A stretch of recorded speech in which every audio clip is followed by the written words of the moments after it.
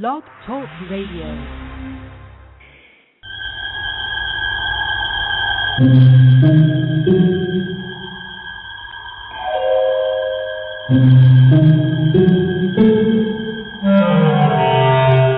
Archangels, ghosts, and Bigfoot. Oh my! It's just another night for Supernatural Girls. Real stories, real answers to life's biggest supernatural mysteries. And now for another exciting interview with paranormal experts from this world and others. Psychic medium Helene Olson and paranormal researcher Patricia Baker. Here are Supernatural Girls.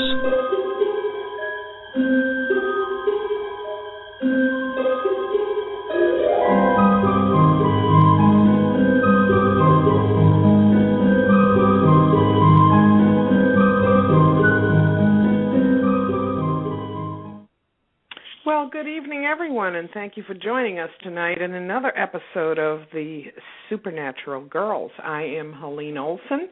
You can find me at my website, angelslighthouse.com, and today is Star Wars Day, according to my children, and I am here with my fabulous partner, Patricia Baker. Hello, Patricia. Hello, Helene. Hello to all our listeners. Happy to be here tonight with my most favorite person in the occult world, Lon Milo DuQuette. I just can't wait to talk to him tonight. This is going to be great fun. He's so much fun. But he's amazing. Brilliant. He's brilliant. He's funny. He's a great writer. He's just everything. And, you know, his wife, Constance, is absolutely gorgeous. And she looks like she's a teenager. Mm-hmm. So I don't know what her secret is, but I want to know. I want to buy that cream. No, whatever it is, I want them. Magic cream for Constance. Yeah, she looks beautiful in all the pictures. Some kind of magic, yes. It is. Absolutely. But, Patricia, you didn't ask me why today was Star Wars Day, according to my children. I was going there next. Why is it Star Wars Day? May the 4th be with you. Oh, my gosh. I walked right corny? into that one. Didn't see it coming. Well, Silly. I've had a long day. I've had a terribly long day. As you know, I was sitting in a town meeting. It was just enough to make you spell nightmare over and over again, and I'm so glad to be free of it. I mean, I feel like I was let out of jail. It's just a happy moment to be sitting here on the radio with you. And well, it's like 3D, right? Total immersion into everything that we don't want to deal with most of the time. Exactly right. It's exactly right, and it's just I don't know why they can't make it into the 21st century in Massachusetts, why we still have to go and sit at these antiquated meetings with these antiquated formats. Just give me something on the Internet. I'll fill it out, send it in, done, you know? It's New England. We don't like change, Patricia. I would like some change with the town meeting. I really would. But, hey, I noticed on your website you now have some absolutely gorgeous bracelets. And I can tell you that when I went to the town meeting today, I had your bracelets on to protect me from negative energy, and they were. It helped me survive. It just fills your whole aura with light, Patricia. Well, you know, it really did. It really did. Yeah. But your bracelets are beautiful, and I want to encourage everybody to go to angelslighthouse.com and look at the beautiful crystal bracelets, because not only are they beautiful, but Helene has charged them with all kinds of energy from the angelic realm, and each bracelet has a purpose. So I highly recommend you go there and take a look at these gorgeous, gorgeous things and buy them. Well, thank you, Patricia. And I'm excited because it's just the beginning. I really have a lot more ideas and some more pieces coming, so it will keep changing, and I'm really excited about it. Yeah. Well, congratulations on the launch of your charged bracelets. And thank you. They have beautiful names, too, so definitely everybody take a peek at that. It's all beautiful, and it's all helpful in these challenging times. So, yes. It's interesting about the names. You know, I didn't make that up. That was given to me by my guides and angels, so kind of fascinating. It is. Yeah. It is. They're beautiful. Yeah. So I had a little bit of... I'm sorry, go ahead. No, I was just going to say paranormal news. Very exciting tonight. Well, it is. It's kind of a little sad because it's about a deathbed testimony, but at the same time, this gentleman was a former CIA official, And apparently now he is suffering from kidney failure, which, as you know, it can be terminal, and I guess it is with him. And seeing him in the video, it looked that way, which is very sad. However, he's coming forth, and he gave an interview on tape about his experience with Area 51 in Nevada and how he was allowed inside Area 51 to gather intel and report back to the president, who I guess was Eisenhower at the time. And there he described seeing several alien spacecraft, including the craft that had crashed in Roswell, New Mexico.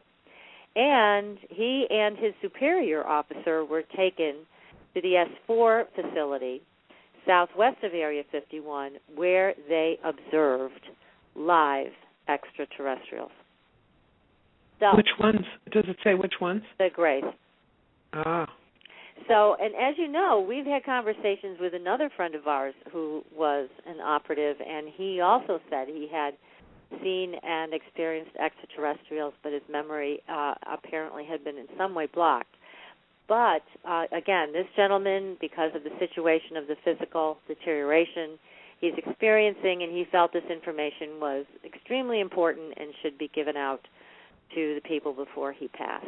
So there is a video. We'll be posting it on our website and in the newsletter for next week in case anybody would like to see it. And it's all about what happened. So, again, more and more information is coming out. Do you think that this is leading to full disclosure? You know, we can only hope. I mean, how long have we been talking about this, like ad nauseum? And it just seems like we make these very, very tiny little baby steps towards it, and I don't hold out a lot of hope. We're going to hear about it from the government. The only reason I think we would is if they felt they were going to be preempted, and they wanted to hang on to some little piece of power in it. That's the only reason I think they'd ever come out with the truth. Just my opinion, but hey. Well, I think that by the time they come out with the truth, everyone's going to be yawning because there's so much information about it right now. You know, it's just be like, oh, okay, you know. Yeah, you know, you're probably right. It would be like, look, we knew this all along. It's about time you guys caught up and came clean on it. But anyway, so yeah, it's an interesting situation. We're going to keep reporting on it every week. Wow, big stuff. Big, very big. Really big. Yeah. Now I'm having a brain fart as it is. There was something I wanted to tell the audience about, but I'm sure it'll come to me later. Well, how about this? If anybody has a question for our wonderful guest tonight, Lon Milo DuQuette, then please call at 646-478-0828. That's 646-478-0828, and press number 1, and you will be greeted by our lovely call screeners, Jess and Megan, and we will take your calls from there. Also in the chat room, there's a lot of people in the chat room right now, and feel free to type any questions that you would like us to ask on your behalf. We'll be happy to do that. And should we welcome our illustrious celebrated guest? Of course. Well, let's get him on the air. Good evening, Lon. This is Helene. How are you? And welcome. I'm fine, thank you. Can you hear me okay? Oh, perfect. Yes. Hi, Lon. Hi, how are you? Good. So glad you were able to join us tonight. Oh, my goodness. Angels and demons, and oh, my goodness, you are the man to talk to about these things. Oh, shucks. Well, just so our audience knows, you are a great author, 16 books to your credit, and they've all been reviewed with 5 stars. I mean, you're a great writer. You've entertained your audiences. You've not just given us all information. You've entertained us. You make us laugh. You kind of scare us a little, and it's all good. It's all good, and I highly recommend everybody go to Amazon.com and look up the long list of Lon's books. I guarantee you could buy all of them and you wouldn't be disappointed for 1 second. All of these books are great. So, anyway. Well, thank you very much for that, and I just want everybody to know that if they buy the book, they're not obliged to read it. Okay, it's good enough. They just buy it, and I I've made no further provisions for my family's future. So there. Well, actually, that was what I forgot.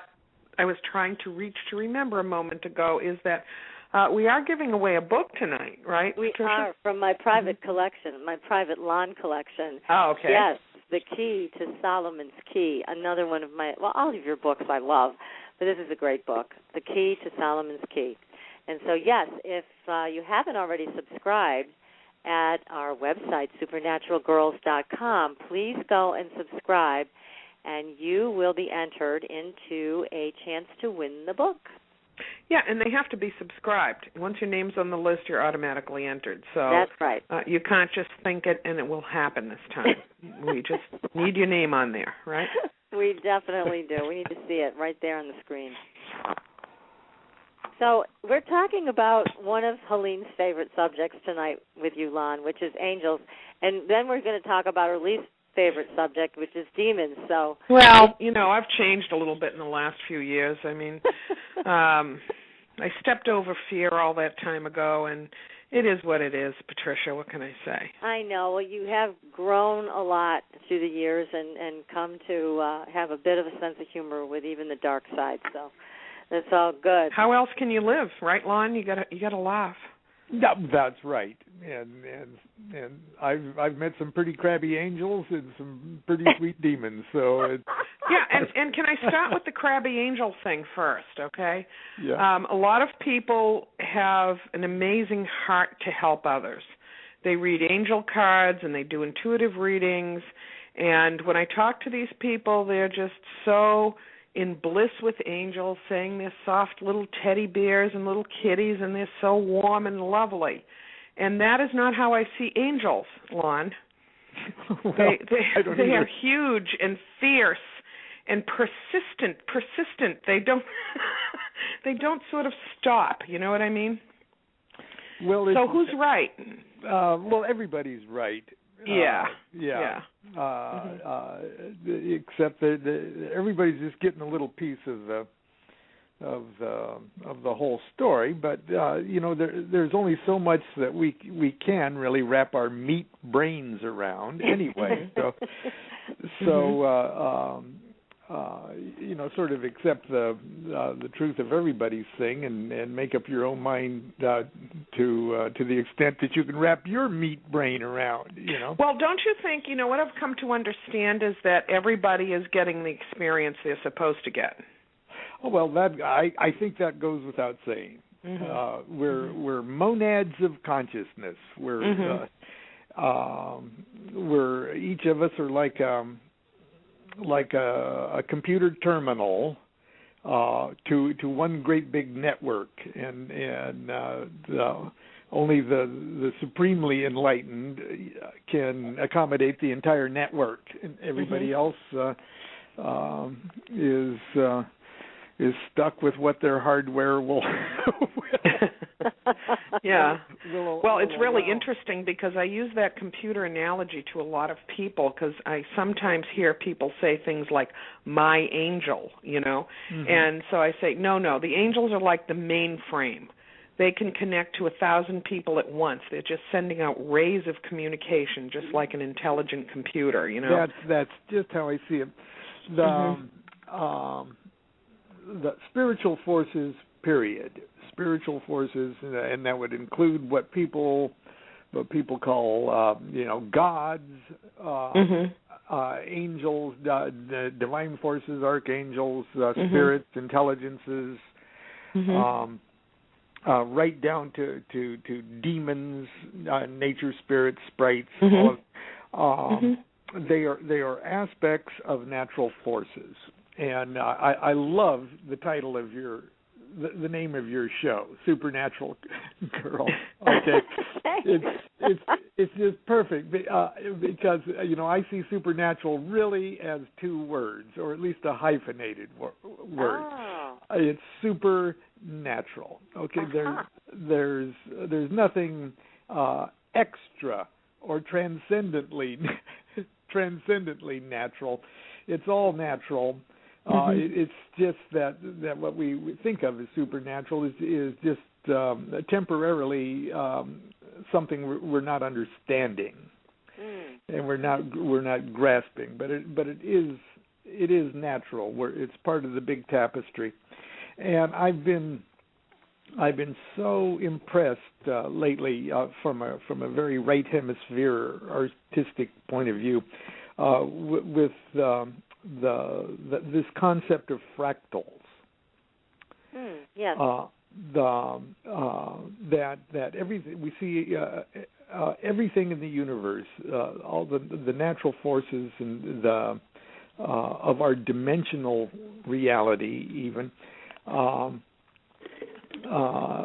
it vibrates with a mathematical consistency that when you apply these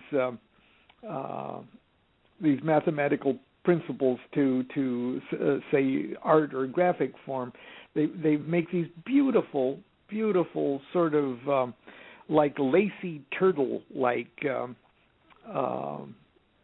designs. And as you move the camera of your view into these beautiful designs, you see that in the little fuzzy outline of the designs, there's the exact same pattern repeated in the borders or the outline or the hairs on the skin of these giant designs. And you go in even further, and you see the same lacy turtle-like designs formed. And this idea that for years the Hindus have said that we're an elephant standing on a giant turtle. Oh yeah, that's right. But the idea is that the same pattern that just the nature of our dimensional reality is responsible for these repeating patterns that when translated graphically show the same pattern repeated over and over again, smaller and smaller and smaller, and you back your camera up and they get bigger and bigger and bigger. Well, this is exactly the same metaphor that angels are, that spirits are. They are the totality of the supreme consciousness that is the whole cosmos, that is the whole universe, that is the whole ball of wax. It's the different angels and the hierarchy of archangels over angels and angels over intelligences and intelligence over spirits and all of that are in a way these repeating fractals, but they're fractals of personality rather than fractals of images. Do you follow me there? Yes, I do. And so so when people are plugging in to a different level of consciousness like this, they may be plugging into a giant fractal that's responsible for great cosmic forces. I mean, there is probably, we break everything in nature up into four forces. The strong force, the weak force, electromagnetic force, and gravity. Well, we could look at those four forces as the classic four archangels of everybody's spiritual disciplines. We're in a reality where we at least temporarily have a front of us and a back of us and a right and a left. Okay, so we may as well call front an archangel and back an archangel and right an archangel and left an archangel and everything else subdivisions of that. And part of the big major subdivision of that is we got four fundamental forces in nature. And we could look at those fundamental forces as archangels, like the archangel gravity. And gravity AL, we'll call it the archangel gravity AL. And there's angels, smaller fractals of gravity that have more specific jobs to do in the big consciousness spectrum, or even in physics.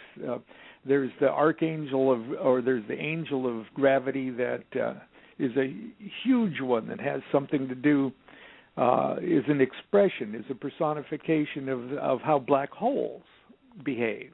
Mm-hmm. And then there's smaller gravity AL spirits that control the dropping of your pencil toward the center of the earth, as it rolls off your desk. There's the gravity angel of the tides. There's different little jobs. Mm-hmm. And what we're looking at when we look at huge angels are massive, incredible forces that we really are. They're awesome. They're terrible.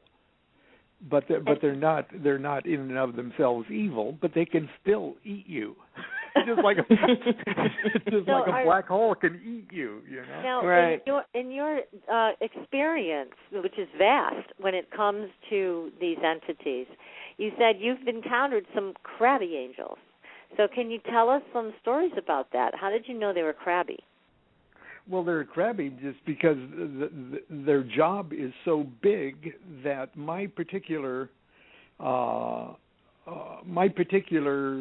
interests are insignificant to its job. So it's kind of like you knocked on the door and the angel answered and you said, "Hey, I need a little bit of help with this," and you're like, "Oh, gee." Not you again. Right in line with that. Several times over the years, I've heard this phrase of, "We are not interested in your idle chatter." And I'm like, "You're right. I'm just babbling." There is. I'll give an example. There's a branch of magic that was developed by John Dee. Mm-hmm. And he was the court magician and the court mathematician of Queen Elizabeth I. And in his he loved his job as being her spy, but he wanted to spy for her by remote viewing. So, because it was a hassle to get in a boat and go. Especially in those days. Yeah, he got pretty tired of traveling like that, and so it from the point of view of a Renaissance magus, it wasn't unscientific to try to use magic to literally bug the courts of Europe to see what was going on, to gather intelligence. And in doing so, he stumbled in a way. He stumbled on sort of a technique to access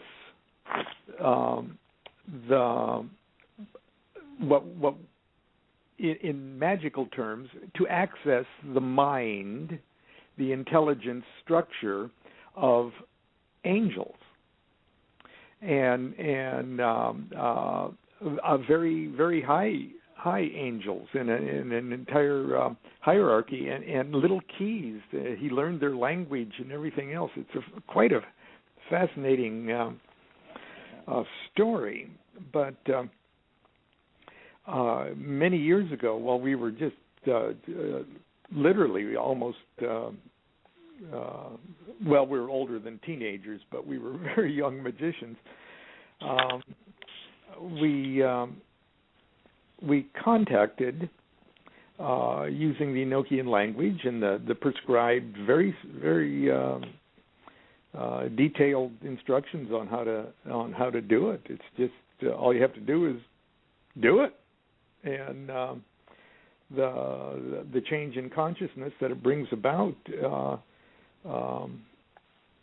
invokes visions or evokes visions, and it's quite a process.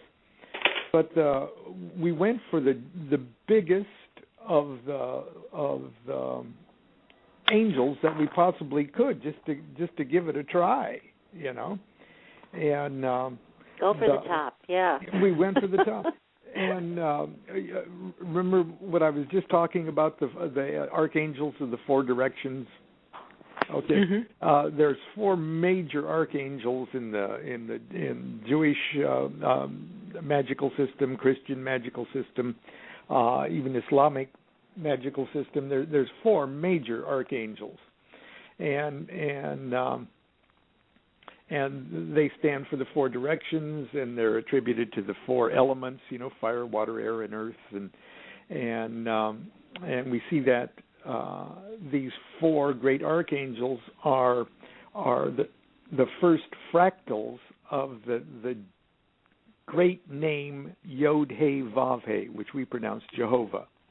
So it's like they're so big, they're 1/4 of God. Okay, each archangel is 1/4 of the absolute intelligence of creation. And so you can imagine how disinterested 1/4 of the supreme consciousness might be in your problems. Yeah. They're really not going to care that much. It's not their job. They do care, but they care on such a level that it would seem like disinterest to us. Well, the angel that we contacted at first would be like the equivalent of the first letter. Let's say the angel's characteristics are completely expressed in the letters of their names, and the first letter of each of their name, their initial letter, contained the essence of the entire angel. Well, the angel that we called was the equivalent of a 4-letter name that was made up of the initials of all 4 archangels. Oh, my goodness. So this was mega. This is mega. Okay. And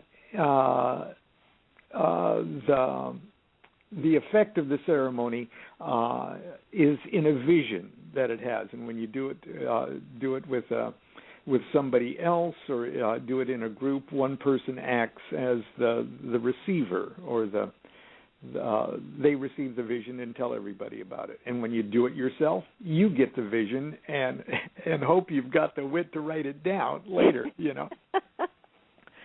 And the angel pops up, David Wilson, who passed away just a few years ago, marvelous seer, clairvoyant. It was one of his first ever operations where he actually, you know, sat and scried or had the vision. And this is where we discovered he was such a marvelous clairvoyant. But anyway, the angel appears to him, and he describes it, and he can keep on describing the vision as it's taking place, and we can ask questions and everything through the angel. And the angel appeared as he described him sort of like a very snobby British actor. Accent and all, huh? With accent and all, very posh, and we would ask it things, and it wouldn't be like it was well, like one of the questions that I asked about 2 or 3 weeks into our working with this angel was, incidentally, the angel's name, the letters in the name were EHNB, EHNB. And that's the initial letters of Ex Harp Hakama Nanta Bitum, which is like the 4 archangels. And it was getting so. This angel seemed to know everything about everything because it was so universal in its intelligence. But the difficulty was trying to limit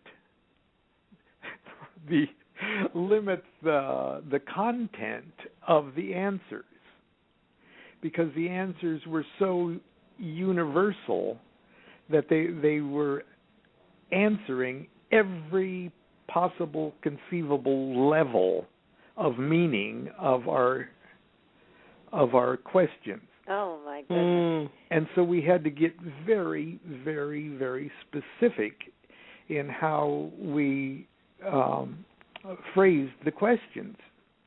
And finally, I asked, because I was curious about the nature of what we all look at as previous incarnations. And I know in my head that time, as we think of it, is very fragile and really doesn't exist in the same way that we think about it, and we're obliged to think about time. Time is only real, in this one very, very narrow, limited dimension that we're in. Mm-hmm. So this idea of previous incarnations, from this point of view, it seems like there's consecutive incarnations, and the previous ones are in the past, and the future ones are in the future, but there really isn't any past or future truly the way we think of it. And so I asked this angel, are you aware of our narrow, limited ideas of our present existence and our previous existences and our future existences? Are you aware of how we view that? And the answer from this very snobby Englishman with garish jewelry was yes, I understand how you. I know how you view it, and it's almost nothing like you think. Okay. And I said, okay, I'll give you that. Okay. But giving you that, can you show us a vision of one of my previous incarnations? And he says, oh, yeah, that's easy enough to do because it's happening right now. Oh, my. Yeah.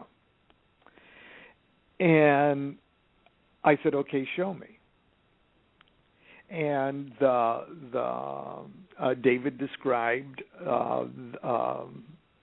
what he was seeing in his vision, and the vision of the angel disappears, and there is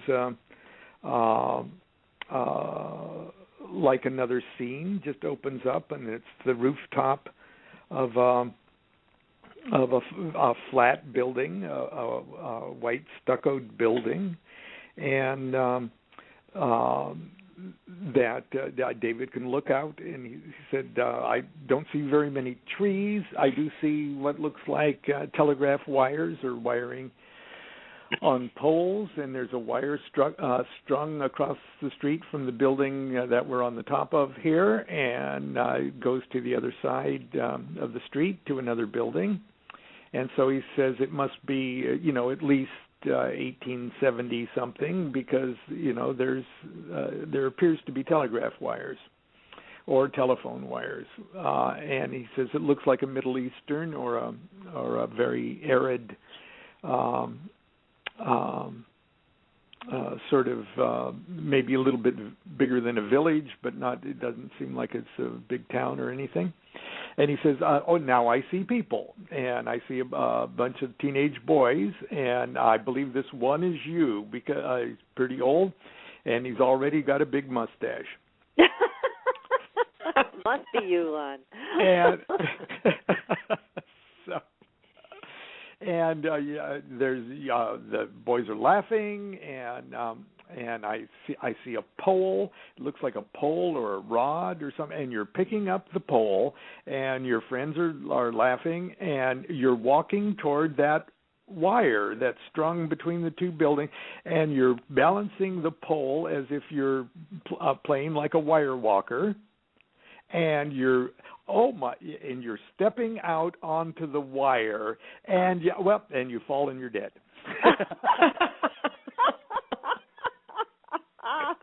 So much for that life. So much. It's a short one, huh? Okay, this was probably 1980 or so when during this class. But back in 1966, when I started college, I met a guy named Ed Young, and Ed Young's father was a very famous stage hypnotist, and he had a big show in Vegas, and Ed was a kid my age, maybe 19 or 20 years old, and I went to school with him or college, and when I found out that he was a hypnotist, I said, "Oh, can you hypnotize me?" And he says, "Yeah." He says, "What I like doing is regressing people to previous incarnations." And I go, "Wow, I want to do that," And so when I was like 17, 18 years old, this guy hypnotized me and sent me back to past birth and everything, and I didn't feel hypnotized or anything, but I made up this story where I was a wire walker. Oh my goodness! And that I had a pole in my hand and I was bouncing on a wire, and I stepped out and I was looking down my nose, keeping my head erect, looking down my nose at the bar I was holding, and I was looking down through a big mustache. Oh my goodness! And I fell. Whoa! Now I had forgotten all about that hypnotic regression thing. I wasn't thinking about that.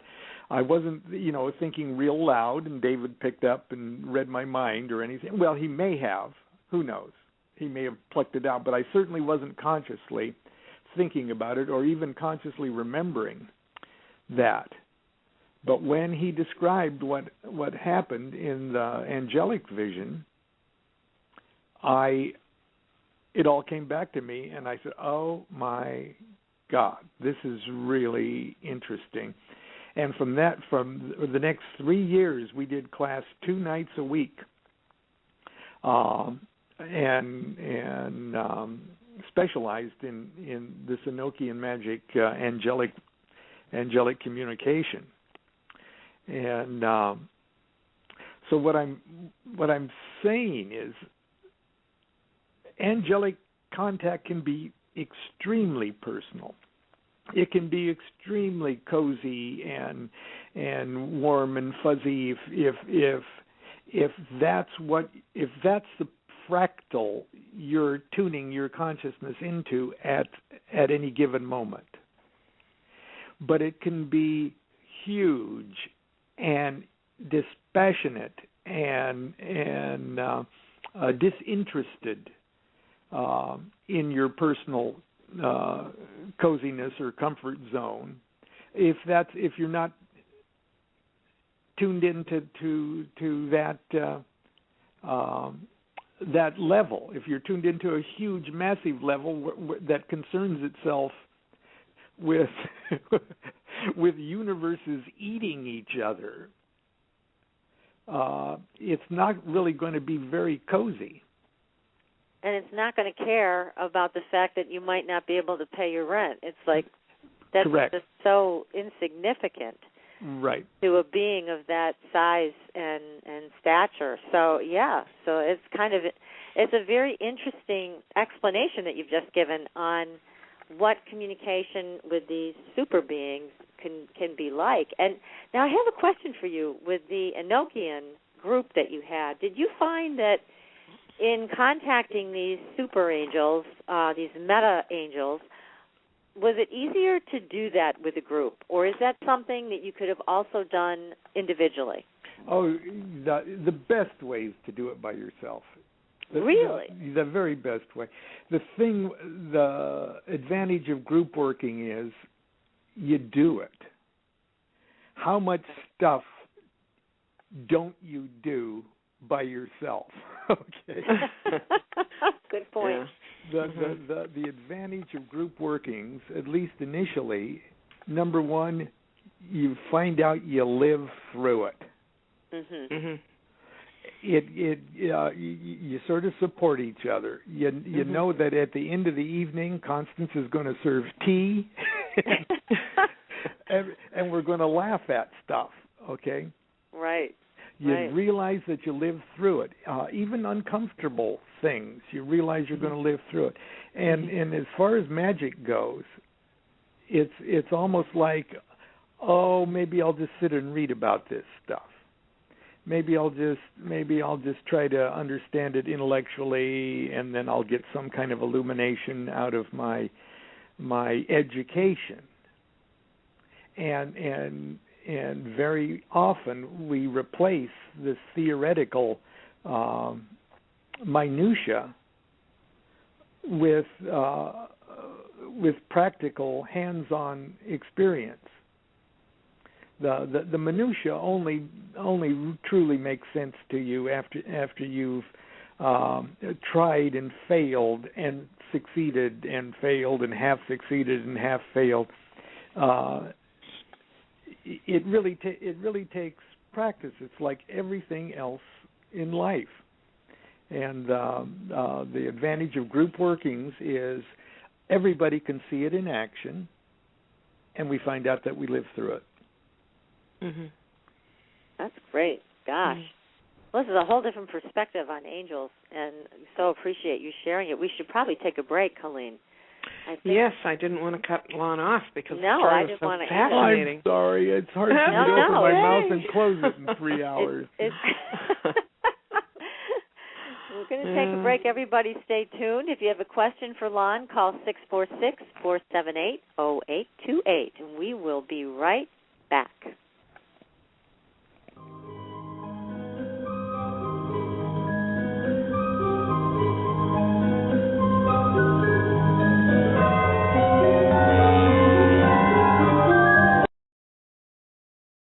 Your property tax bill. Have you seen it lately?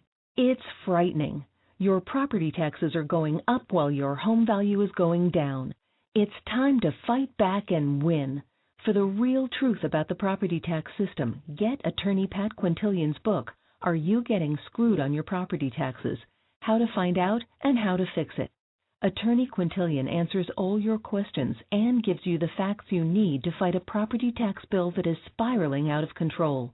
You'll also read about what happens to property owners who don't check their property records, only to find out too late they're taxed on square footage, fixtures, and even buildings that they don't own.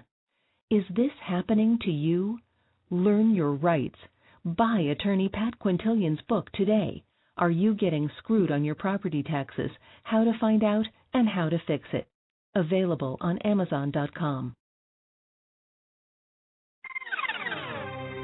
Sometimes life can be a challenge. Would you like insight and guidance to help you make the best choices right now? Contact Helene at angelslighthouse.com to make your personal appointment for a psychic reading or energy alignment. Helene is a direct channel to the angelic realm and is remarkably capable of connecting to the living as well as to your loved ones on the other side. Helene is available to clients all over the world via phone or Skype, and it's simple to set up a group reading anywhere. Visit angelslighthouse.com, where you'll find an easy way to schedule right online. And while you're there, sign up for the Angels Lighthouse newsletter and receive information on all the free energy circles, giveaways, and jewelry with a message. Visit angelslighthouse.com and contact Helene today.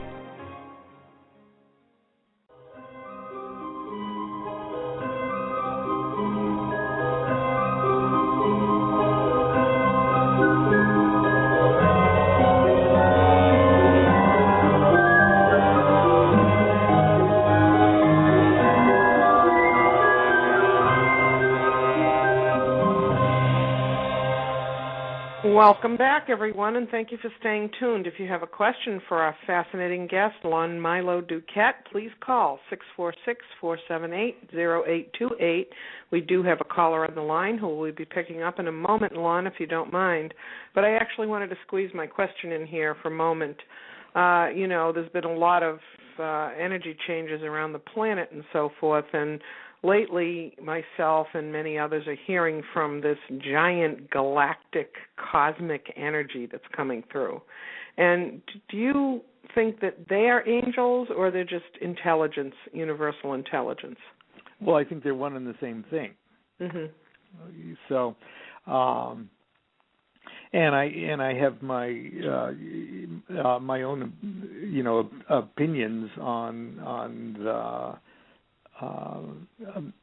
major, what I think is a major shift in human consciousness that's taking place right now, and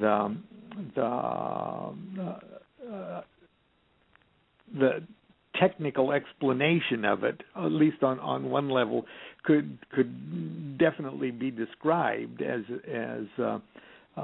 coming in contact with a large transcendent galactic intelligence. You could certainly look at it that way. Mm-hmm. I think we go through cycles. I think consciousness goes through cycles in the same way as any other energy form has pulses that increase, decrease.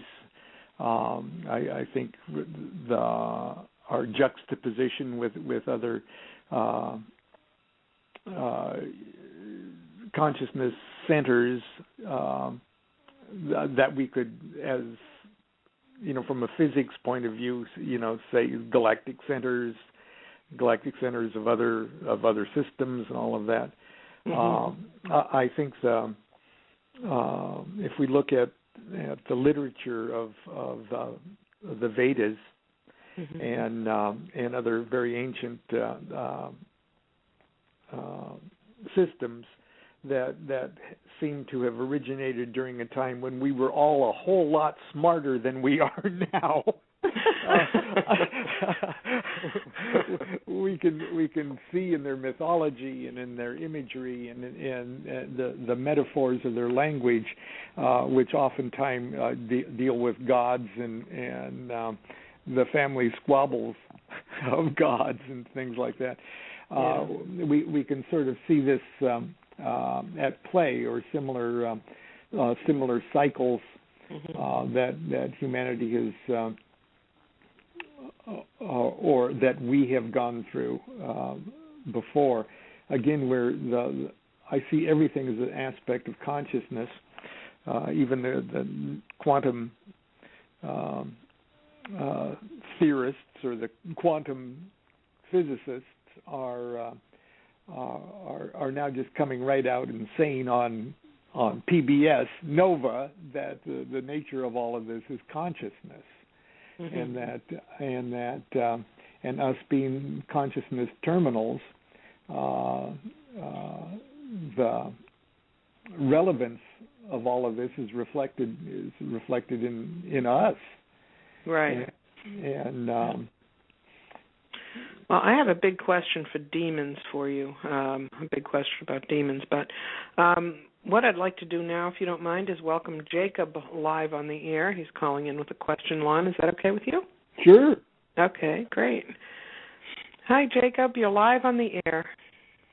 Hello. How are you doing tonight? Oh, we're great. Fine. Hi, Jacob. Hi. Lon, let me just say I'm a huge fan of your work. I've yet to actually read your books yet, but I've seen a lot of your stuff and your music. Huge fan of you. Oh, thank you. Anyway, my question was regarding visions, and let me say this in context. I myself consider myself first and foremost a skeptic and a naturalist, but also with an occult leaning. And when people describe a vision, as you had mentioned, does it mean something literally coming into angel or demon or what have you, physically appearing in your living room, or is it something you see more with your mind's eye? I see it with my mind's eye. I've never seen anything except a physical person doing physical things in my physical living room. I don't even see holographic images or pixelated. Well, I've seen a couple of pixelated things, and I've been a little pixelated in my life. But I see That's it in wonderful. I see it in my mind's eye. But the caveat is that what you're seeing in your mind's eye is just as real as the physical flesh and blood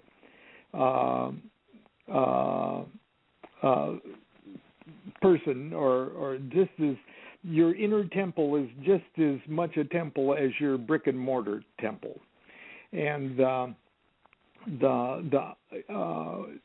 the visionary experience or the visionary skill comes in being able to shift the center of your consciousness to that mind's eye, to when you fall asleep at night, you're sitting there or you're laying there thinking about stuff, and you're awake and you're thinking about stuff, and there comes a time when your thoughts actually turn into visual things, and that's a little a border area between waking and dream state, and you're not aware of when that happens, except if you get woken up right in the middle of it and you go, oh wow, that's what happened. I just slipped between worlds there. Well, it wasn't so much as you slipped between worlds, it's just you shifted the center of your conscious focus to something else. And you get very, very good. The magician gets very, very good at identifying with the focus shift. And so what you're it's like when you in school. I just stared out the window and daydreamed. Okay, that's how I spent. We can all relate to that. Yeah, okay. I just daydreamed my way through school. But it would be like if those daydreams became the new center of my focus. And in magic, you actually the idea, the reason behind certain magical ceremonies is to open up just a very, very select and very narrow slit of different consciousness. And part of the study of magic is to give yourself a good theoretical idea of where in the consciousness spectrum that little slit is. and then you get really good at identifying it. So I'm just seeing it. I'm just a vaporous daydream, but it becomes very, very real, very, very solid. But I'm not seeing any of it with the cones and rods of my eyes. Okay. Right. And that's what had me confused, because some dude once told me that he got a Ouija board and he captured a 30-foot tall crimson demon thing, and then he found Jesus. You know. Well, good for him. Yeah, whatever floats your boat.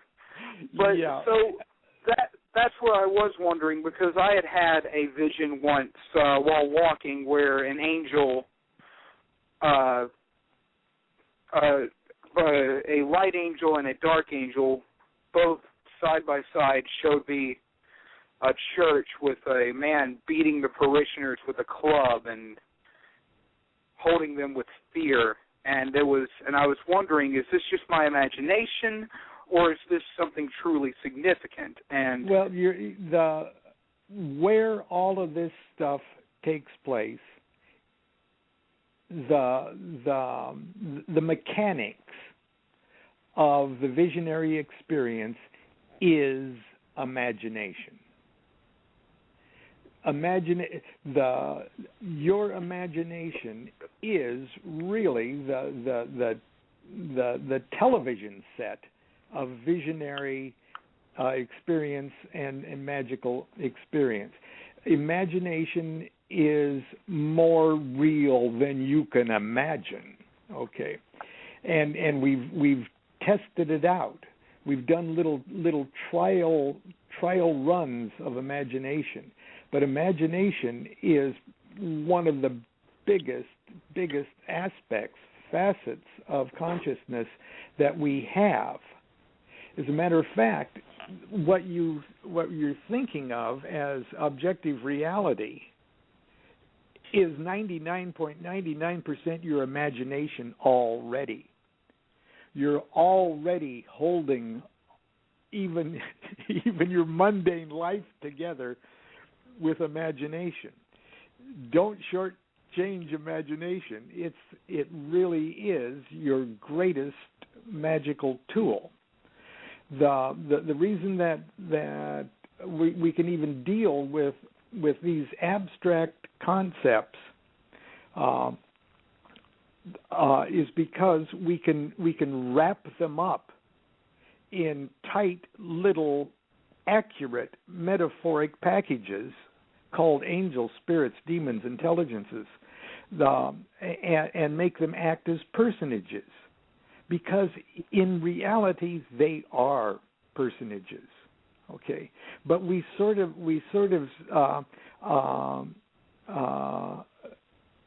if we would dissect the mechanics of it all, we would be completely drowned in the minutia of what's going on. A race car driver does not need to know exactly every movement of every part of his race car. He would go crazy. He would not be able to drive his race car if he was worried about every little tiny thing that was going on with the car. It would overwhelm him. Instead, he looks at the car as a giant metaphor, and he gets in and he drives the car. Well, the same way with magic.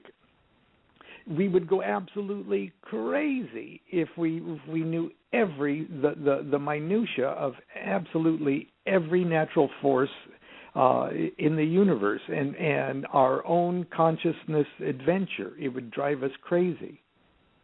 But we can personify all of this stuff in a giant imaginative metaphor. And that the metaphor that we create, the imaginative metaphor we create, is far more accurate than anything that we could do if we dissected every little. Does that make any sense? Yes. Okay. It makes a lot more sense than I thought. Oh, okay. Well, thank you for the call, Jacob. Don't worry, you'll get confused again. Clarity doesn't last very long. Grab it while you can.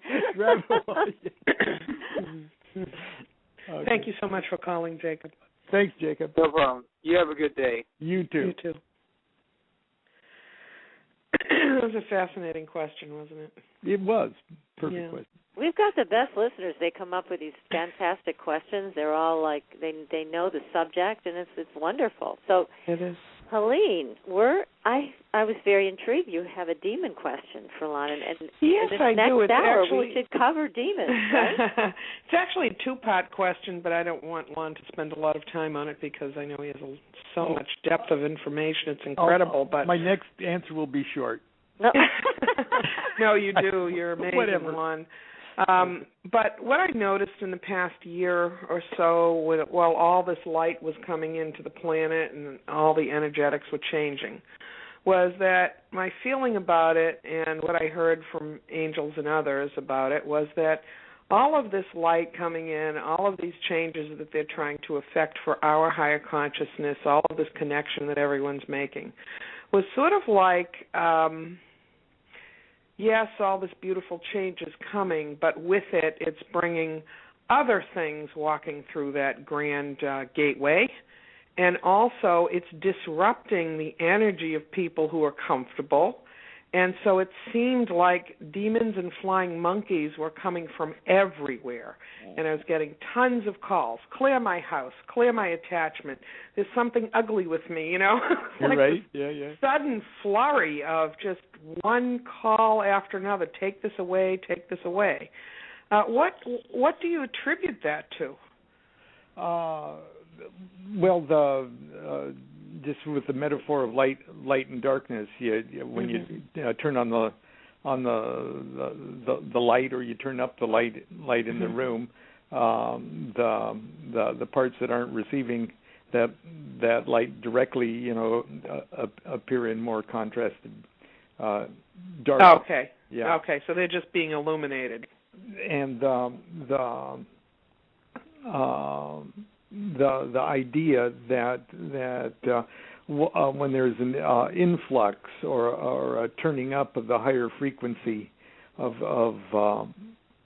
consciousness, you can liken it to when you turn up the sound on a public address system, where you got a microphone and an amplifier. And you've got it set real nice. You got it set and balanced, and you've got your treble and your bass all balanced, so that when you go up and speak or sing into that public address system, it amplifies the sound pleasantly. Okay, but if you then would start to turn up the volume or the gain on that public address system, you're not doing anything evil per se. Not only that, but you're actually increasing the power and the light, and you're saying, well, if that little bit is good, this is better. Okay, and not only that, but if you take the walls out, you could hear now what was being said. You could hear it across the street or across the across town. Okay, but if your building is still, if the vehicle, if the container for that building is still small, that sound starts to feed back. And it feeds back into the microphone, and the microphone feeds it into the amplifier amplifies it, and then it goes back into the microphone, and it goes back in the amplifier, and it becomes a terrible, terrible, unpleasant screech that your old consciousness is not used to dealing with. So it's look at your brain, look at your cranium of your skull as that building, and you've just turned up the power. You've just turned up the amplifier, and you haven't yet learned to make your cranium bigger. Okay. And it's all focused. Okay, and so along with all of that good new volume is coming all of this unpleasantness that comes from your vehicle not being able to accommodate the new energy, and that manifests in our lives as the demons. There's your flying monkeys. What an incredible explanation of that, because nothing was bothering me, Lon, but except for calls about please help me, because I can't handle this. There's something really ugly here, and that's such an incredible explanation. Thank you. That's perfect. That sort of manifests where they say the when human consciousness undergoes a new wonderful advance in consciousness, it seems like for a short period of time at least, or for a period of time, that the smart people get incredibly smarter and wiser and everything else, and the idiots just keep getting more idiotic than they've ever been. Okay. Well, we can't tolerate some vibrations anymore when we sort of expand, right? So, it looks like a big polarity thing going on, but it's usually a good sign. Oh, that's funny. Yeah. But the second part of my question is really about another aspect of demonic energy. So it's happened to me on occasion in the last few years that people have been hit by psychic attacks from others. And I'm totally understanding that, your thought creates. It absolutely creates whatever. And so there are people who are practicing, magic, or not exactly Enochian magic, but other kinds of modalities of working with energy, and they decide that they don't like their enemy, and so they send over all this ugly stuff to the other person. Have you found that there's been an increase in that sort of thing? I haven't. Yeah.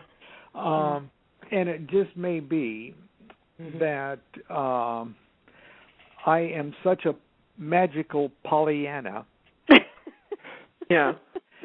that I don't even rub elbows with that. I don't either, but I'm getting calls from people who have that seems to be going on, And I wish I could empathize more, but I do know that that fear is the absolutely worst thing for people who would like to start thinking along magical or spiritual lines. Oh, absolutely. And it's poison. It is. Fear is absolutely poison. And anybody that would even busy themselves with sending magical negative energy to someone else is already not a magician. Anybody that would busy themselves with that has already missed the magical boat so much that the only power that they can actually transmit is the power that their victim voluntarily allows. And there you go, right there. Because what happens is the person who receives this energy is in such a deep well of fear, right, that they can't even climb out of it. And no matter what anybody else, any other psychic does to help them, if they can't step out of the way of that fear, it just sort of multiplies on itself. Right, and that in itself is a very real is a very real thing. It can make a person sick. It can make a person act irrationally, and it carries with it all of the negative effects of the worst of superstitious behavior. So how would you instruct someone to climb out of that well of fear, Lon? I ridicule it. Okay. I lovingly ridicule it,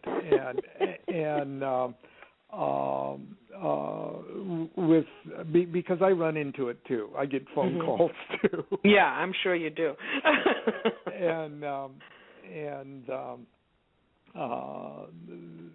The idea, in just a couple of minutes, if I can't put it in rational, almost funny perspective,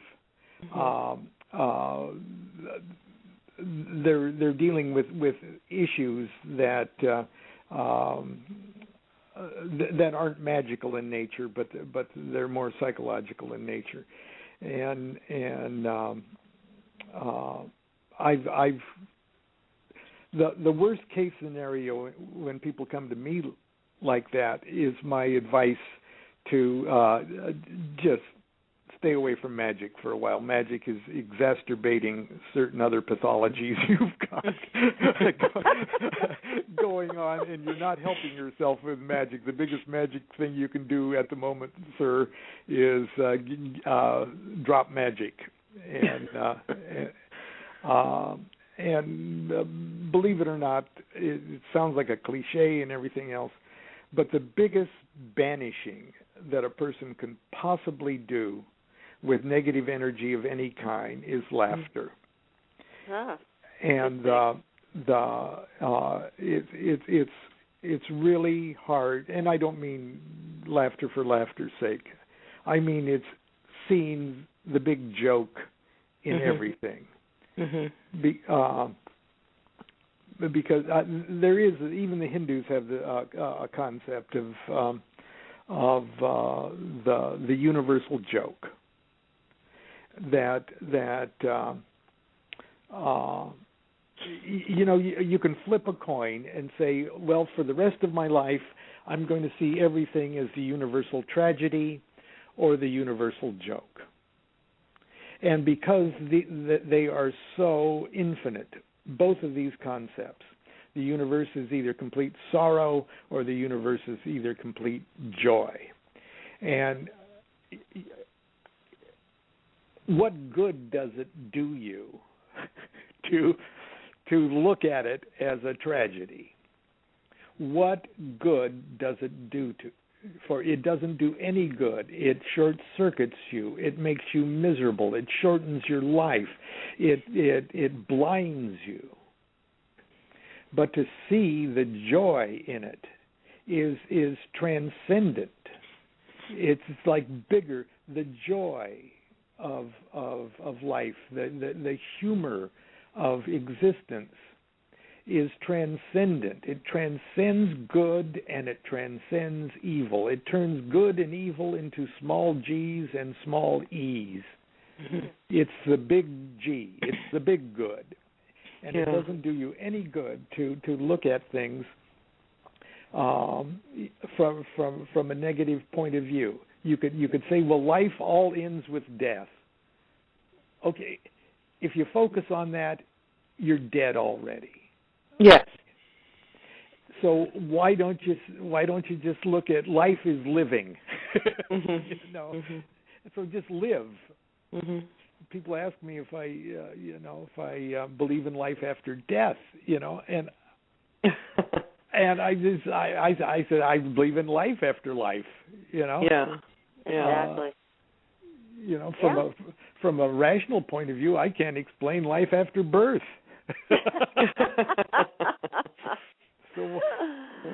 Exactly. That's a good explanation of it all. I've got a question in the chat room, Lon. I'd like to ask you. This is from Curb Stomp Radio. They want to know: do many of the Christian and Jewish angels and demons have pre-Judeo-Christian origins? I would say all of them. Yeah. Yeah. I agree. Yep. That's a good question. That's a good answer. Yes. Yeah. The idea of looking at these fractals, and I'm just starting to use the word fractal on this show. Okay. Wow. We're honored. You drug out another thing that I'm going to just use till it's tired. The whole idea of the universal hierarchy of consciousness is these fractal angels, archangels, spirits, intelligence, and stuff. Really, we can see it in its written genesis with the Babylonians and the Sumerians and the Babylonians, and that's where the Greek and the Hebrew Kabbalists got their spiritual worldview that in turn informed the Christian worldview. Milton, the idea of fallen angels, paradise lost, all of that is from not from biblical sources, but from extra biblical sources. The extra materials rabbis have used for years, and the Apocrypha, such as the Book of Enoch and things like that. All of that is truly Babylonian and Sumerian in context, and so all of it has sort of pre-Christian things that they've just added new names to it. Well, we can see it very easily. An example of it with this rich culture of spiritual universe that was brought over from Africa with the slaves into the Caribbean and South America, and how easily these gods and spirits were transferred to the Roman Catholic saints. Right. Yes. So, I mean, we've seen it just right in front of us. We've seen it happen. It just with ease. How easily these concepts can just take on the trappings of a new religion because of whatever expedience is required for them to do so. So they can be co-opted quite easily, right? Absolutely. Yes. Yeah. Interesting. Well, I think it's time for another break. I'm sorry to take it because this is just incredible. This is great information. Mm-hmm. Yes, and everybody stay tuned. We'll be back in just a few minutes.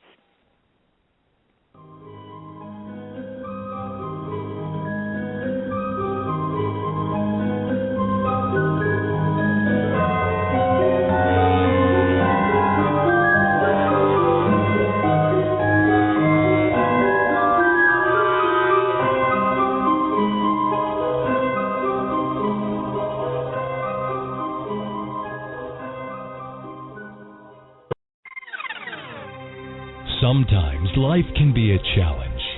Would you like insight and guidance to help you make the best choices right now? Contact Helene at angelslighthouse.com to make your personal appointment for a psychic reading or energy alignment. Helene is a direct channel to the angelic realm and is remarkably capable of connecting to the living as well as to your loved ones on the other side. Helene is available to clients all over the world via phone or Skype, and it's simple to set up a group reading anywhere. Visit angelslighthouse.com, where you'll find an easy way to schedule right online. And while you're there, sign up for the Angels Lighthouse newsletter and receive information on all the free energy circles, giveaways, and jewelry with a message. Visit angelslighthouse.com and contact Helene today. Your property tax bill. Have you seen it lately? It's frightening. Your property taxes are going up while your home value is going down. It's time to fight back and win. For the real truth about the property tax system, get attorney Pat Quintilian's book, Are You Getting Screwed on Your Property Taxes? How to Find Out and How to Fix It. Attorney Quintilian answers all your questions and gives you the facts you need to fight a property tax bill that is spiraling out of control. You'll also read about what happens to property owners who don't check their property records, only to find out too late they're taxed on square footage, fixtures, and even buildings that they don't own. Is this happening to you? Learn your rights. Buy attorney Pat Quintilian's book today. Are You Getting Screwed on Your Property Taxes? How to Find Out and How to Fix It. Available on Amazon.com.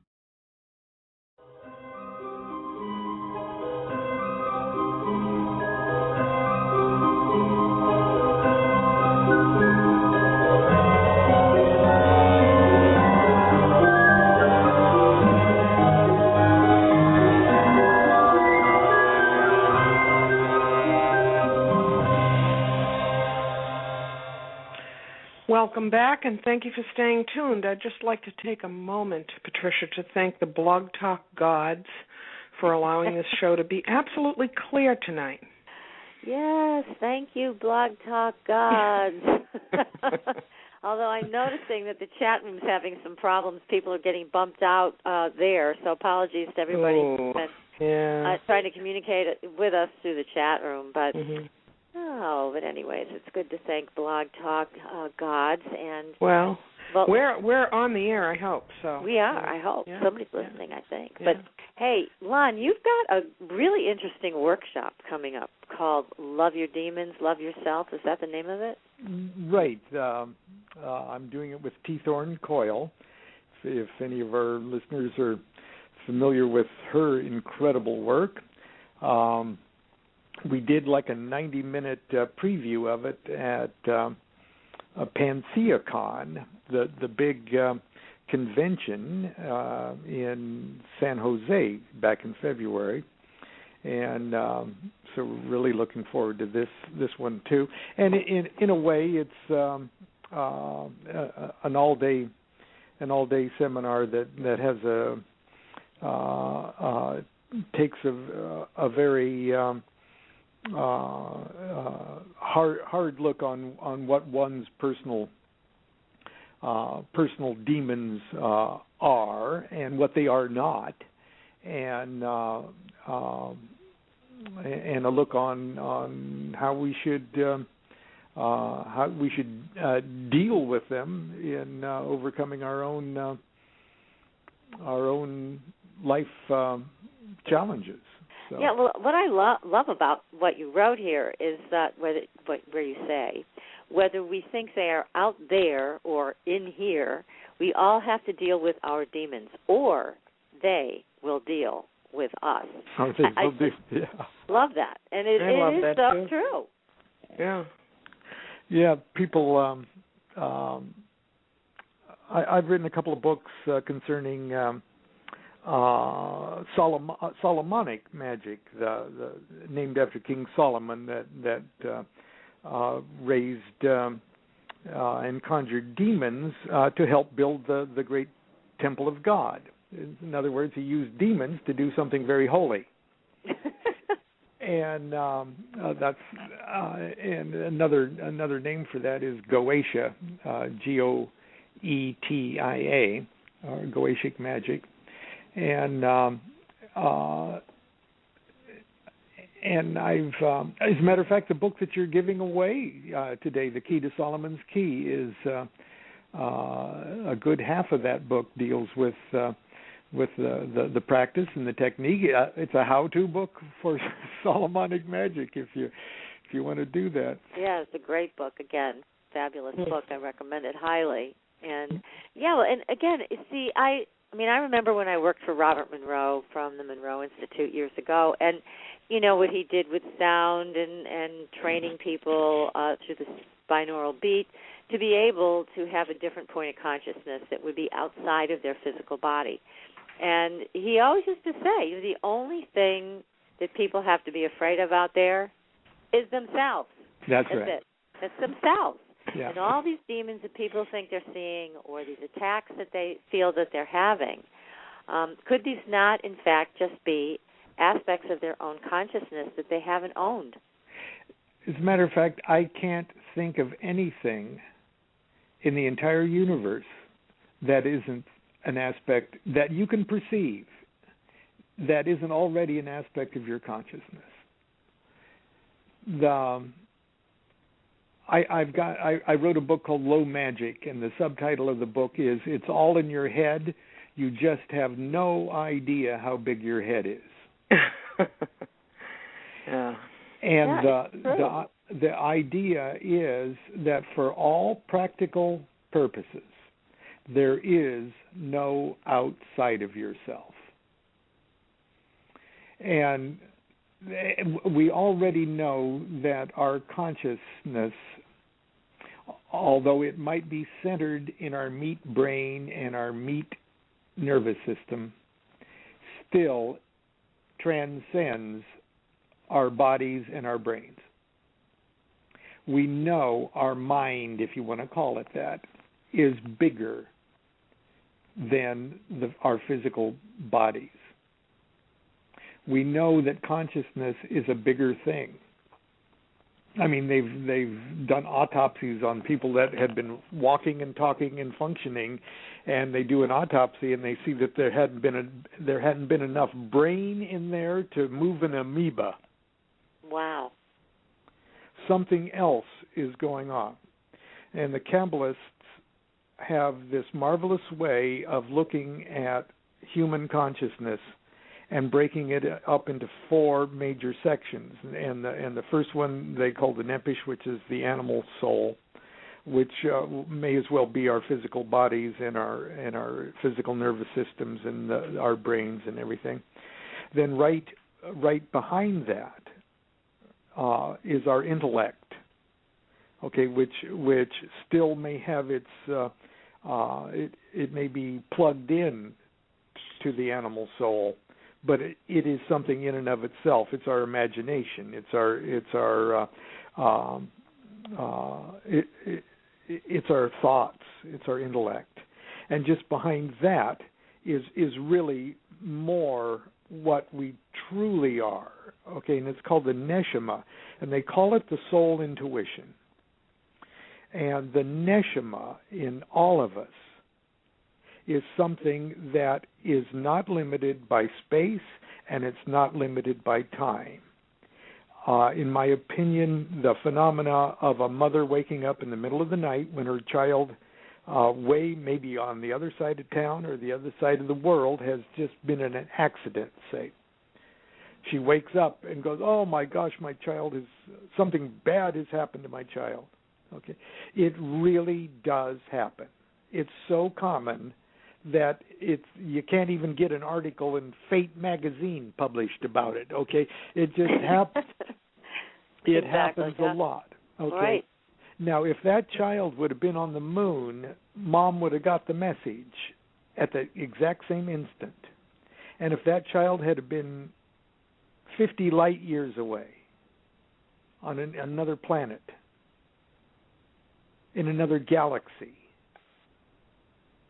the mother would have got the message right away. I can't prove this, but this is where I'm going with this. If the child was 80 million light years away, she would have still got the message.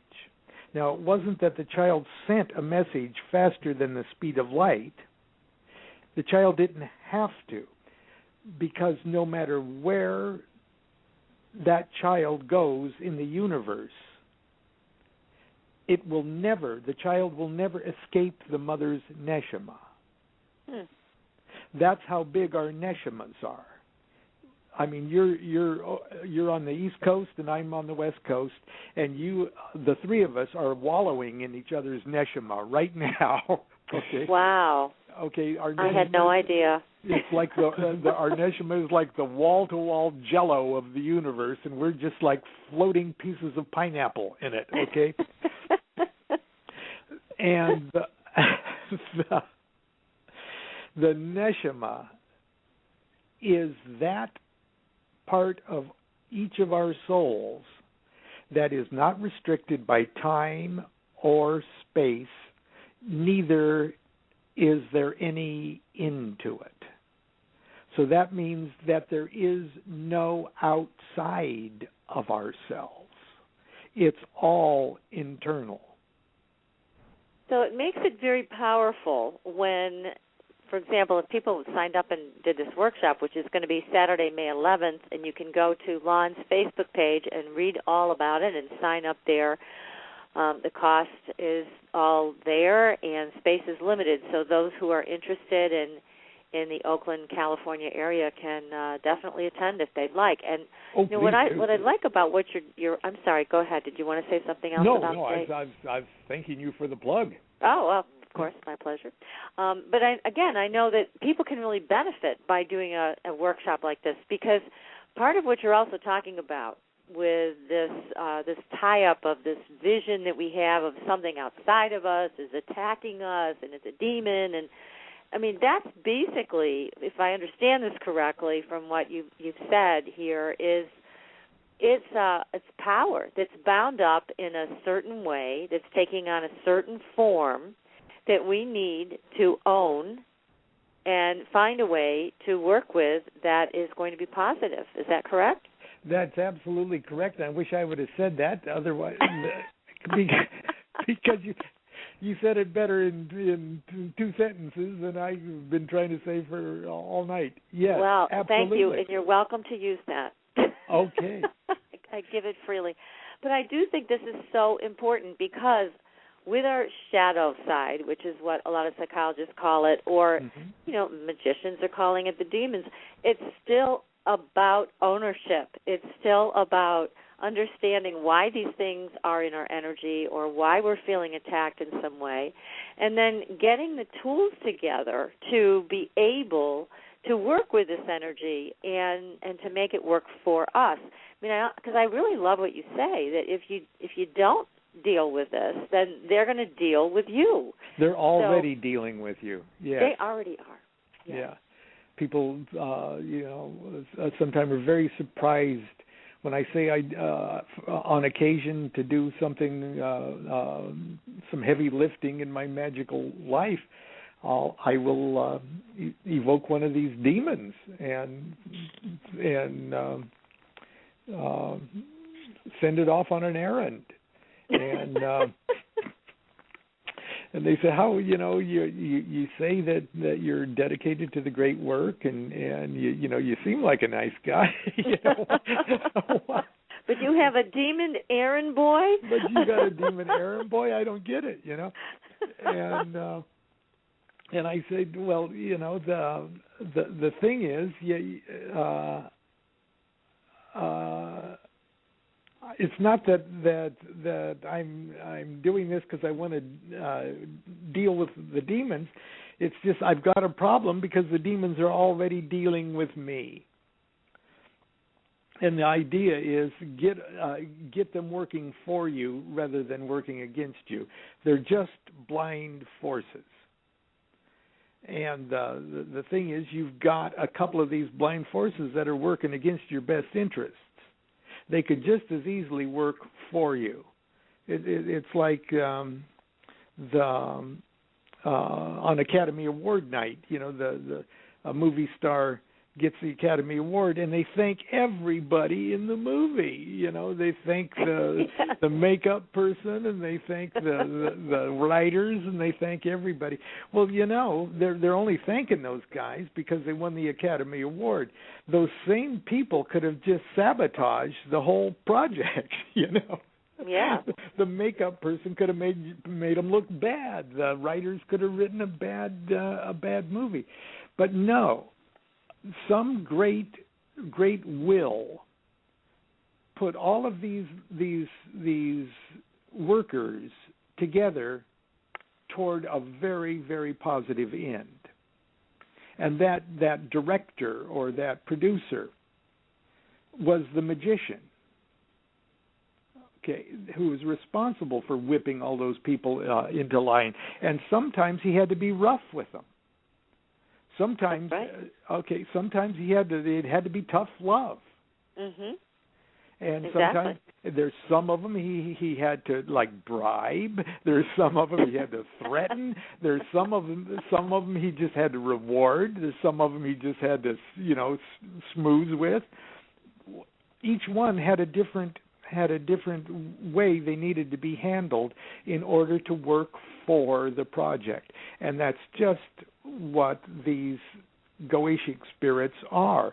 At the moment, they're people that already should be working for you, and if you don't have a handle on them, they're just expending their blind energy along the lines of least resistance in your life, and that is seldom for your best interest until you direct them.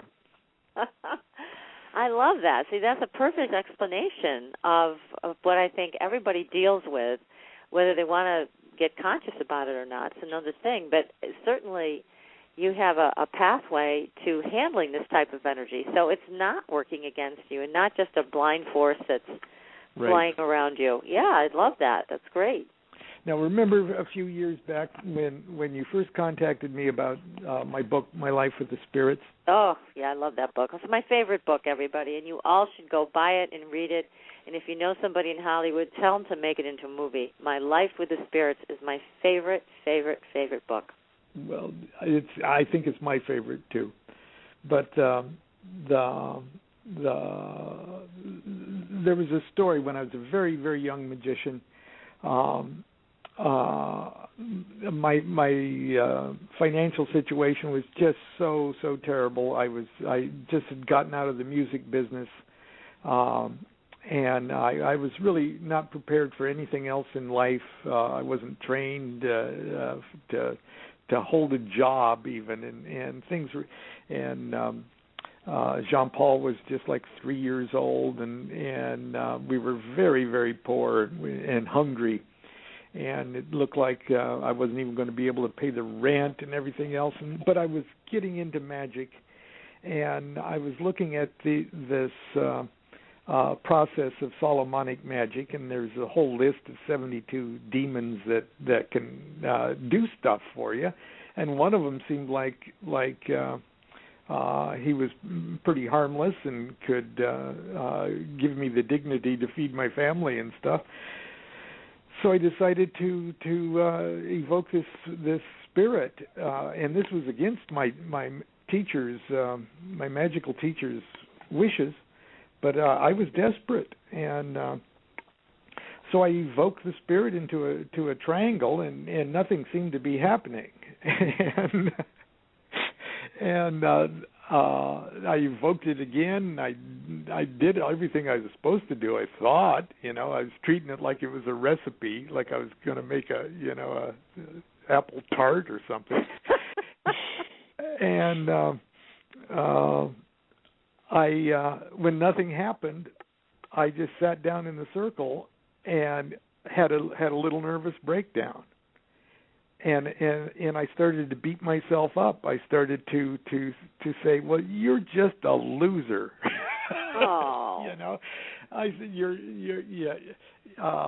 give up a career in music, because you can't really, you don't really have the discipline to pay your dues, or the self-discipline to not overdo the excesses of that lifestyle. You got a beautiful wife, you got a beautiful kid, and you can't even feed them.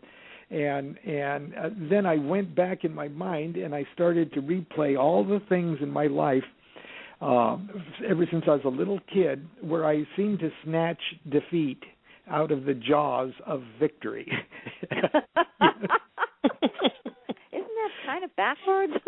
Yeah, and my whole life is just a litany of these indolent moments of me having the world at my feet and then just blowing it. Ugh, painful. And I started to beat myself up over that. And as I was beating myself up over that, I looked into the triangle and I did see something start to pixelate in the triangle. The point is, I pulled out the demon. I pulled it out of my own neshama, my own animal soul. I found what the problem was. I found out why I was broke. I found out why I couldn't feed my family. I found out why I was in that position that I was in, and it was my fault. I identified the demon in me, and I had the right to evoke it because it was already mine. It was all, that's right. I pulled it out of my own soul, if you will, and I threw it in the triangle, and I saw what the problem was, and the problem was me, and my name was the name of that demon.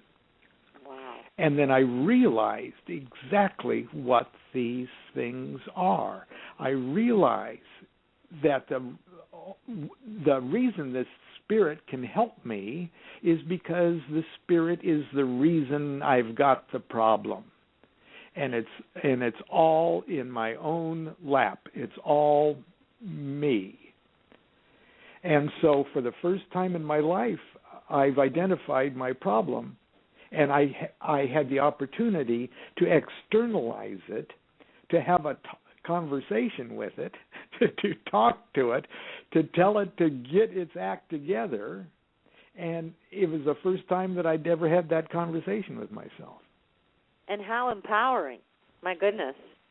I mean, that's a real transformation, and it's very empowering when you can have that moment of clarity and actually see something that's been sabotaging you all this time. Right.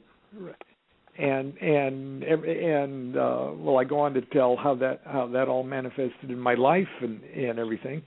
But and people say, well, was that just a psychological thing with you, or was it real? I said, no, you don't understand. The psychological thing is more real than you can possibly imagine. And well, of course, because it's the one thing that's really making things happen, and right. Especially if it's hidden and doesn't have a name and doesn't have an identity that you are aware of, it makes it even more powerful, right? It makes it even more powerful, yeah. And dangerous, yeah. Right. So giving this air to breathe and being able to name it gives you power over it so that you don't have to suffer the effects anymore. Right. And in your own way, fixing it, putting it to work to help you rather than to half the time working against you is, in a sense, redeeming the demon. The Eliphas Levi, the famous 19th century magician, had a poem called The Magician, and he said their faces and their shapes are terrible and strange. These demons, by my might, to angels I will change. Oh. And that's what you do. As you are enlightened, you raise the spiritual status of your demon. You save, you redeem the spirits beneath you. Your idea isn't to take something out of hell and put it to work with you and send it back to hell. Okay? Okay. You transform hell. You take it with you. Eventually, you turn all hells into heaven. That is, this is like, my mind is spinning right now. Can you tell? It's so profound. I mean, really. That is. Yeah. That's a wonderful, wonderful statement that is just, it's touching me from head to toe. That's what you just said, Lon. That's amazing. I love it. Well, it's people call that type of magic low magic and infernal magic, but to tell you the truth, magic doesn't get any higher than that. It's as high as it's the highest spiritual discipline as any of them, and it's got a bad reputation because it's a rough crowd that you deal with at first. Yeah, that is a rough crowd. But when you put it into this framework where you are responsible for raising these demons up and transforming them into angels, I mean, my goodness, I mean, I'm just thinking of the imagery with that alone, the power of that. And instead of banishing them or sending them into the fire or whatever, this whole transformation aspect is just, that's the way to go. That's where the power is. Yeah. Well, that's. Are you going to write a book about that? I think you should. Yeah, I'm still trying. I think you just found your next book, or at least I found one I'd like to read that you wrote. I mean, really, because it just, to me, this is so inspirational on such a deep level. Don't you think, Helene? This is really great. It's inspirational, but it's also a very, I think, difficult concept for people who are already rigid in their thinking to wrap their mind around. That's for sure. Yeah. Yeah. Because we have this very defined concept of good and evil. Right. And, the idea of going into a reform school and transmuting everything into love and light, people will say, I'm not going near that, I'm not touching that, that doesn't exist within me, which is what I've heard from many people. And so it's a really difficult concept, I think, for people to understand, really, in its elevation of what it really is. Well, the best that you can do is understand it yourself.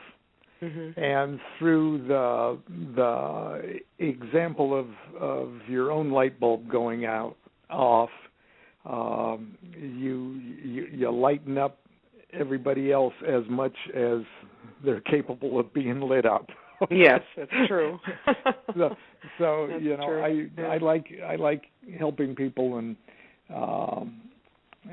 I have friends and acquaintances, and to tell you the truth, I love absolutely everybody and everything. And there's only so much that I can do, even when people ask for my input and my help. If they really don't know what they're asking for, there's only so much I can do besides just love them to death, Well, there is no magic wand. The wand is within ourselves, Yeah. Yeah. Well, and, I mean, again, what you're addressing is something a lot of people don't want to hear, which is self-responsibility. I mean, people don't like that. They want to hear it's somebody else's fault. It's coming from outside. Right. They don't want to take responsibility. When you talk about we are so much in terms of consciousness, and a lot of people don't want to go there because, again, the responsibility comes right along with it. Right. And it's the difference between an adult and a child, I think, in terms of the adult taking responsibility to raise their own vibration, take responsibility for their shadow side, for their whatever you want to call it, mm-hmm. whether you call it demons or shadows or whatever. There's a certain responsibility that you take in as an adult and work with. But when you're a child, you just want to say, hey, you did it to me. There right. it is, the demon outside of me. It's attacking me. It's this, it's that. And it's not to say that these energy systems aren't real. That's not what I'm saying. Right. I know they are. But it's what do we take responsibility for in the way we work with them. So I think that's more the thing that people have a real hard time with. I know, and when you think about it, we're very, very lucky that our lives have been such that it put us in a position where we can at least appreciate the big picture. And not everybody can. It just might very well be that everybody's just this time around in this little trap of dimensional space time. They've got other things to work out, and they work out in the way that that they have to do it. I mean, I've just been very lucky in my life because I was trapped into that very narrow, inflexible, dualistic trap. I was as stuck there as anybody. I was just lucky to be.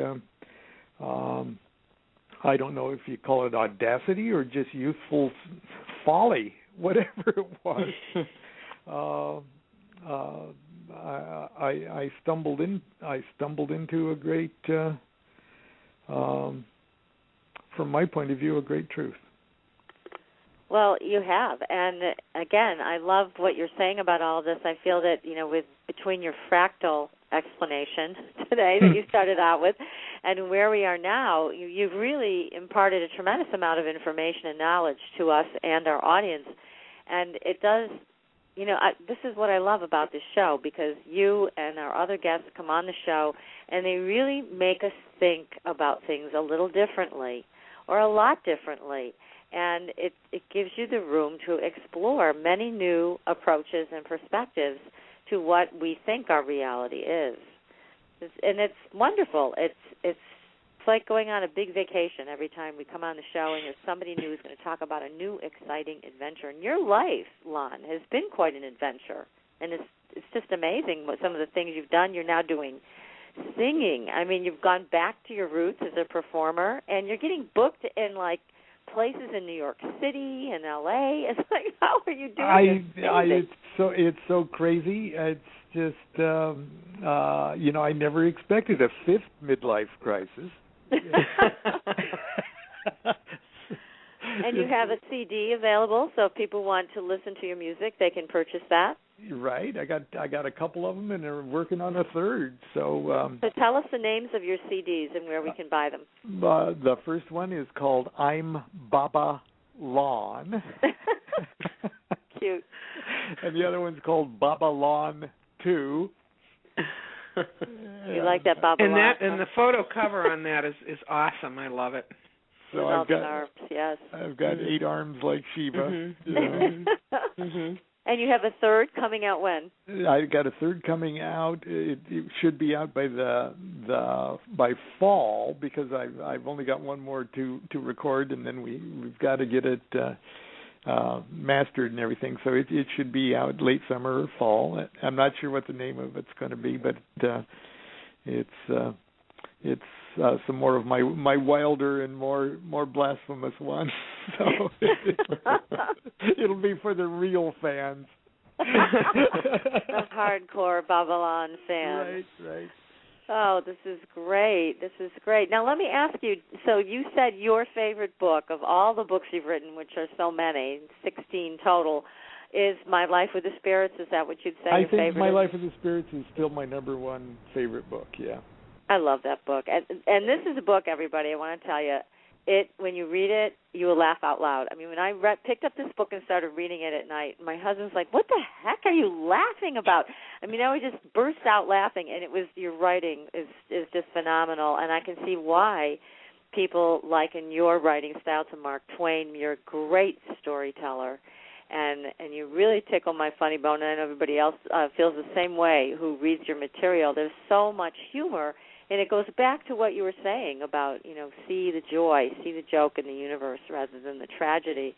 And your books are just like that. I mean, they're filled with humor, filled with great information, and I highly recommend all your books to everybody listening. They're all worth buying.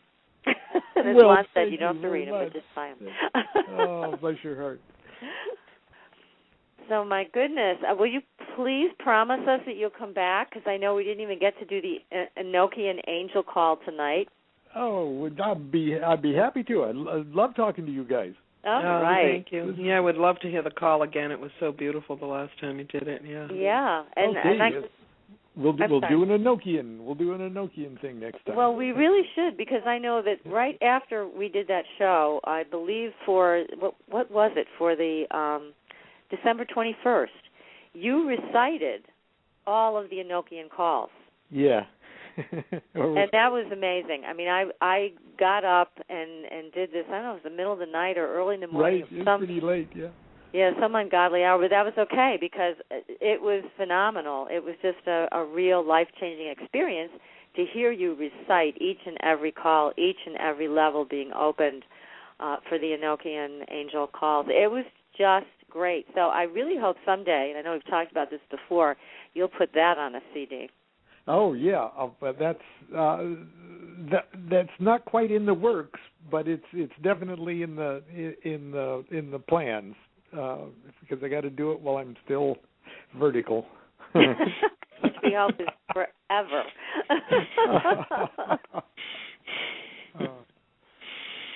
What a wonderful evening this has been, really. Hasn't this been great? And thank you so much, Lon. You just imparted so much wisdom to everybody who is listening and everybody who'll download the archive. It's just incredible, and I can't wait till you come back to do the calls again because they were awesome last time. Well, it's been nonstop fun, and thank you guys so much for inviting me on. Well, thank you, and our love to you and to Constance. Okay, I will. Yeah. I will hug her for you. Please do. Thanks. Please hug that beautiful lady. Thank you so much, and hug yourself too. I will. Good night, Lon. Thank you so much. You bet. He's just such an awesome guest. I'm just so honored that I know this man. I mean, he is remarkable, just remarkable. I mean, he's so talented in so many ways and really brilliant in the way he's able to put words on these metaphysical experiences. I mean, you know how hard it is to talk about the angelic realm, about it's difficult. Demons, entities, whatever, and he really knows, the right words to say, and it just starts to make so much sense, doesn't it? It does, but the thing is that he's so deep into this. He's been doing this all his life, and it's got to be, over 30 years anyway, if not 40. And so the thing is that I really think that people who are listening to this tonight really have to go over some of the material and some of the things he said again, because stepping out of fear is the most important thing anybody can do to change their life, to change their perspective. And when you step out of fear in connection with any entity that you see, it's just total freedom. It's total freedom to be able to laugh in the face of whatever you see and accept it as an aspect of yourself. And then, you know what happens after that, Patricia? What? It doesn't bother with you anymore because it can't get anywhere. That's right. It has to change into something else if it's going to stay in your field. So absolutely. And again, that's such great wisdom about finding a way to deal with the fear, because the fear is toxic and it attracts other toxic things, which you don't want that, right? No, we don't want that. No, I don't either. No. So who's our next fabulous guest? Oh, my goodness. Next week we have Chantal Monty, and she is she lovely. She's lovely. She's an expert in Kundalini.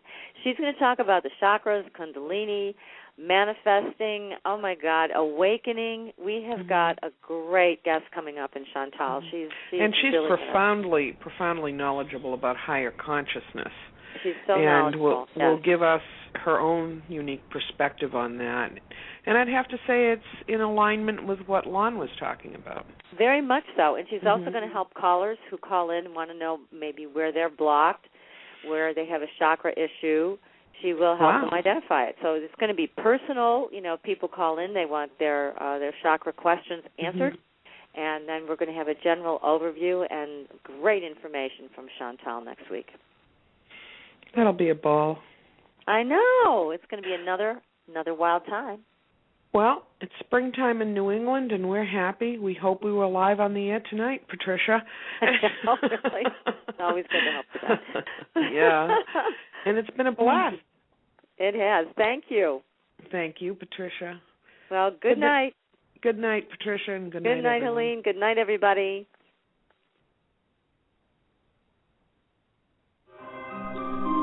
Thanks for listening. Tune in next week for another radio adventure with Supernatural Girl.